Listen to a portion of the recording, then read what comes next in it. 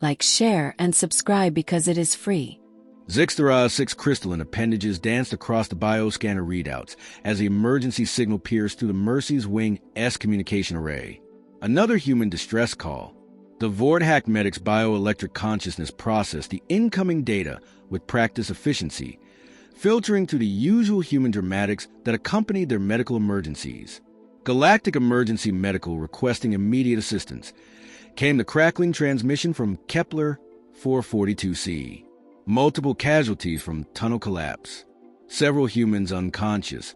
Vital signs critical. We need a trauma team now. Zix's internal resonance hummed with mild irritation. Humans and their perpetual tendency to injure themselves in the most inefficient ways possible.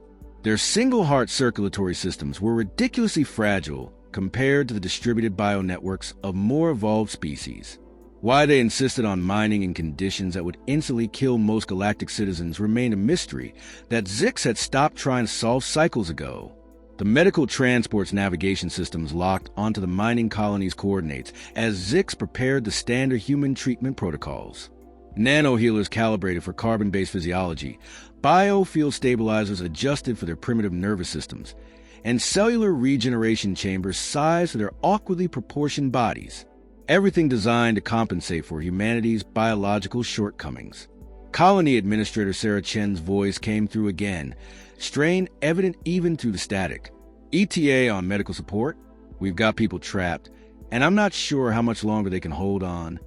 17 minutes to planetary approach. Zix responded, their communication implant translating the bioelectric pulses into crude audio waves. Prepare your casualties for standard galactic medical intervention. Have your people clear the medical bay of unnecessary personnel. The mining colony materialized on the viewport as they descended through Kepler 442c's thin atmosphere. Dust clouds still rose from the collapsed section, and emergency lights bathed everything in harsh red illumination.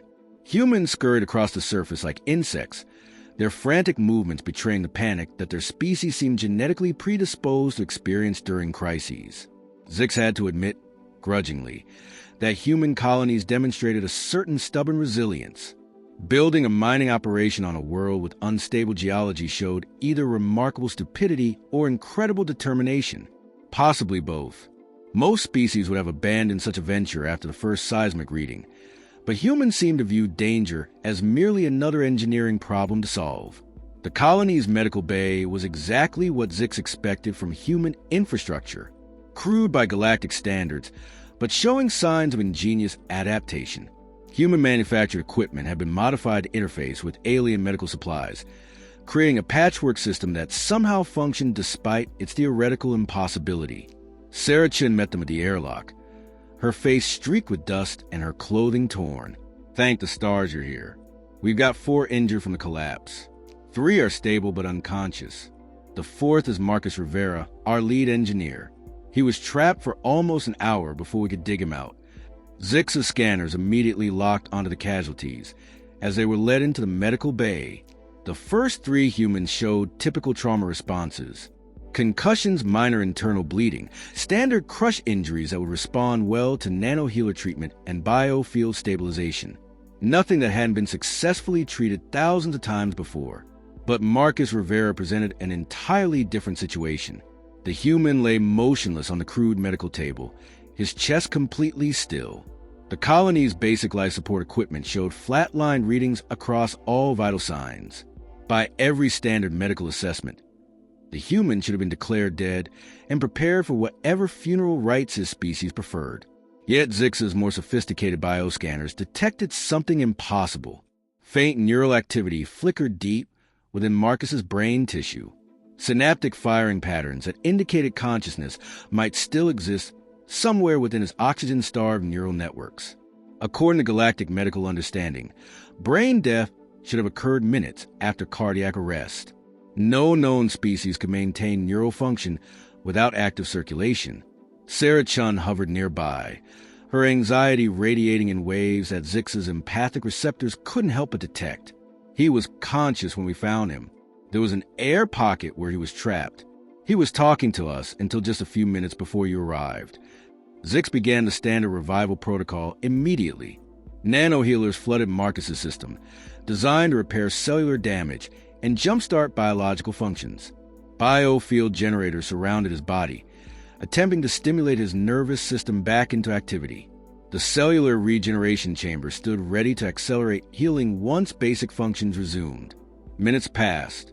The nanohealers were rejected by Marcus's immune system, as often happened with humans. Their bodies seemed determined to fight any foreign intervention, even medical assistance designed to save their lives. The biofield manipulation showed no effect on his cardiac rhythm. Every advanced technique in Zix's considerable medical arsenal failed to produce the slightest response. Other colony members had gathered around the medical bay, their faces showing a peculiar human mixture of hope and despair. Their emotional distress created interference patterns that made Zix's bioelectric senses uncomfortable, but the medic pressed on, cycling through increasingly desperate treatment options. "There has to be something," Sarah whispered, her voice breaking.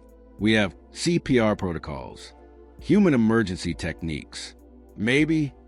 Zix's appendages paused over the scanner readouts. CPR, the primitive physical manipulation that human medical texts occasionally mentioned.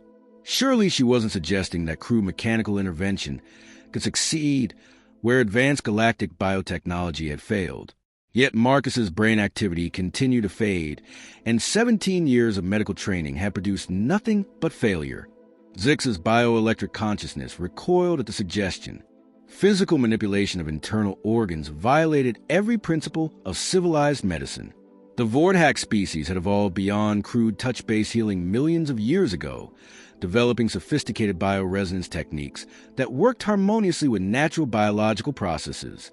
The idea of deliberately applying force to a patient's body seemed barbarically primitive. "Your CPR involves direct physical contact with the thoracic cavity," Zix stated, accessing the limited human medical data in the galactic databases. The protocols describe applying significant pressure to the chest wall, potentially causing structural damage to bone and tissue. This contradicts fundamental medical ethics. Sarah Chun moved to Marcus's side, placing her hands on her own chest to demonstrate. "Look, the heart is just a pump. Sometimes pumps get stuck, and you need to work them manually until they remember how to function on their own. 30 compressions, 2 rescue breaths. Repeat until you get spontaneous circulation back." The concept horrified Zix. Deliberately breaking ribs to stimulate cardiac function seemed like torture disguised as medicine. The Vordhack approach to healing emphasized gentle encouragement of natural processes, not violent mechanical intervention. Every instinct screamed against such crude methodology. The force required could cause permanent damage, Zix protested, watching Sarah demonstrate the hand placement and compression depth. "Your species' structural integrity cannot withstand such trauma without significant consequences." Marcus's 3 children back on Earth. Sarah's voice cracked with desperation. His daughter just started university.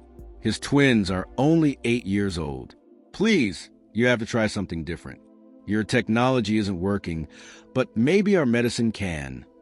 Zix's scanners showed Marcus's neural activity continuing to deteriorate. Another minute, perhaps 2, before irreversible brain death occurred.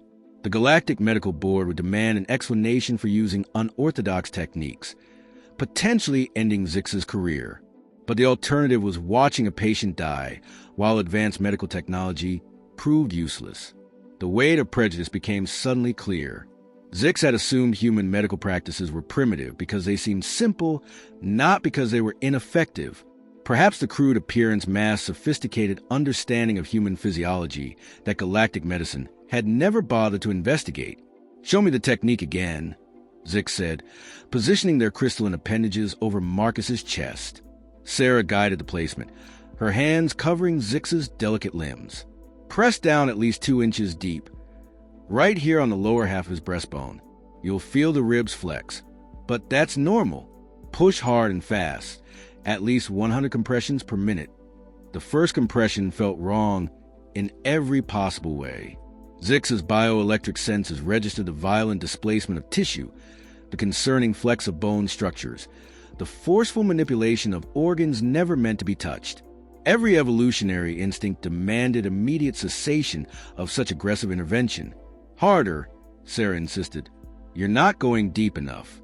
His ribs need to compress significantly to generate enough pressure to move blood through his system. Zix increased the force, feeling Marcus's chest wall to form under pressure. The sensation was nauseating to a species that communicated through gentle bioelectric fields. Yet something remarkable began to register on the scanners. Minute changes in cellular activity, barely detectable fluctuations in tissue oxygenation. The rescue breathing proved even more disturbing. Forcing air directly into another being's respiratory system felt invasive and wrong. Sarah demonstrated the head positioning, chin lift and mouth-to-mouth technique, while Zix watched in fascination and horror. "You're creating artificial circulation and respiration," Sarah explained between compressions, buying time for his body to restart its own systems. Human bodies are incredibly resilient. They can recover from damage that would kill most species, but sometimes they need mechanical assistance to remember how. As they worked together, Zix began to understand something profound about human medicine. It wasn't primitive because it lacked sophistication. It was based on intimate knowledge of human biological capabilities, understanding that their bodies could restart and repair themselves given proper mechanical support. Sarah took over compressions while Zix handled rescue breathing, their species' different strengths complementing each other. The collaboration felt unexpectedly natural, despite the violent nature of the technique. Other miners formed a protective circle around them, some whispering prayers in various Earth languages, others monitoring the crude colony equipment for any sign of improvement. Zix's advanced scanners began detecting subtle changes.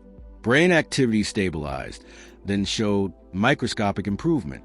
Cellular metabolism shifted almost imperceptibly, but Marcus remained motionless, showing no obvious response to their desperate efforts. "How long do we continue?" Zix asked, their appendages beginning to ache from the sustained physical effort. "Until we get him back, or until we can't anymore," Sarah replied without hesitation. "That's what humans do. We don't give up." 8 minutes of continuous compressions had passed when Zix's bioelectric senses detected something impossible, a flutter deep within Marcus's chest cavity, so faint that the galactic equipment registered nothing. But Zix's species-specific abilities, evolved to sense minute electrical changes, caught the subtle shift in cardiac tissue. "Wait," Zix whispered, pausing mid-compression. "I'm detecting irregular bioelectric activity in his primary circulatory organ." Sarah immediately stopped her rescue breathing, pressing her ear to Marcus's chest. Her face transformed with desperate hope. "I think I felt something too. A flutter, maybe?" They held their breath, both afraid to move, afraid to hope. Marcus's body remained motionless, but Zix's scanners began registering the faintest traces of independent electrical activity in his heart muscle. Neural pathways that had been silent for nearly 10 minutes were beginning to fire again. Then it happened. A weak, irregular beat pulsed through Marcus's chest. Then another, stronger this time. The galactic monitoring equipment suddenly blazed alive as his vital signs began registering measurable activity. His heart was beating on its own, generating rhythm without external mechanical assistance. "His pulses weak but present," Zix announced, unable to keep the amazement from their bioelectric communication. "The cardiac muscle has resumed autonomous function." Marcus's chest rose slightly as he took his first spontaneous breath in over 10 minutes. The respiratory center in his brain stem was reactivating, remembering its function. His oxygen saturation began climbing as his lungs processed air independently, no longer requiring artificial respiration. Zix watched in fascination as Marcus's body systems came back online one by one. The crude mechanical intervention had somehow bridged the gap between cardiac arrest and recovery, maintaining just enough circulation to prevent permanent brain damage. Human physiology was proving far more resilient than any galactic medical textbook had suggested. Marcus's eyes fluttered open, unfocused and confused, but undeniably alive. His first words came as barely audible whispers. "Sarah, the other miners, are they safe?" Even in his weakened state, his first concern was for others. Sarah leaned close, tears streaming down her dust-covered face. "Everyone's stable, Marcus. Everyone made it out. You've been unconscious for almost an hour." Zix ran comprehensive bioscans, expecting to find severe neurological damage in an extended period without circulation. Instead, the results showed remarkable preservation of brain function, minor cellular damage that would heal within days, but no permanent impairment. The CPR had worked exactly as Sarah had promised, maintaining enough blood flow to prevent the catastrophic brain death that should have occurred. "This is medically impossible by galactic standards," Zix muttered, reviewing the scanner data multiple times. Cardiac arrest lasting more than 4 minutes typically results in irreversible neural damage, yet his cognitive functions appear intact. "Human bodies are tougher than they look," Sarah replied, monitoring Marcus's improving vital signs. "We evolved to survive trauma that would kill most species. Sometimes we just need a little mechanical assistance to get back on track." Zix immediately accessed the galactic medical database, preparing to file a complete report on the successful resuscitation technique. The response was predictably skeptical. Senior medical officers questioned whether the patient would have recovered naturally without intervention, dismissing the physical manipulation as coincidental to the positive outcome. "I'm adding CPR to the approved treatment protocols for human patients," Zix declared, overriding the database's resistance. This technique prevented brain death when all standard galactic procedures failed. The implications were staggering. How many other human medical practices had been dismissed as primitive when they were actually superior to galactic alternatives? How many patients could have been saved if the medical community had approached human knowledge with respect rather than condescension? Marcus's recovery accelerated rapidly. Within hours, he was conscious and coherent, asking detailed questions about the other casualties and the structural integrity of the collapsed mining section. His resilience amazed Zix, who had expected a lengthy rehabilitation period. Other galactic medics aboard the Mercy's wing gathered around as Zix demonstrated the CPR technique on training equipment. Their initial disgust at the physical nature of the intervention slowly gave way to scientific curiosity as they reviewed the successful outcome data. Physical manipulation actually proved more efficient than biofield stimulation, Zix explained to the assembled medical team. Human emergency medicine focuses on working with natural biological processes rather than overriding them with external technology. Sarah offered to create comprehensive training materials for galactic medical teams, bridging the gap between human practical knowledge and alien theoretical understanding. The mining colony's basic medical bay became an impromptu classroom as species from across the galaxy learned techniques that their own civilizations had never developed. Zix realized that medical advancement wasn't just about technological sophistication. It was about understanding each species' unique evolutionary adaptations and biological strengths, then developing treatments that worked with those natural capabilities rather than against them.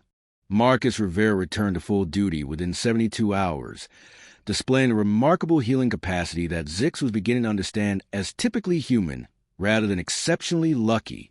His rapid recovery defied every galactic medical prediction, reinforcing the growing realization that human physiology had been fundamentally misunderstood by the broader medical community.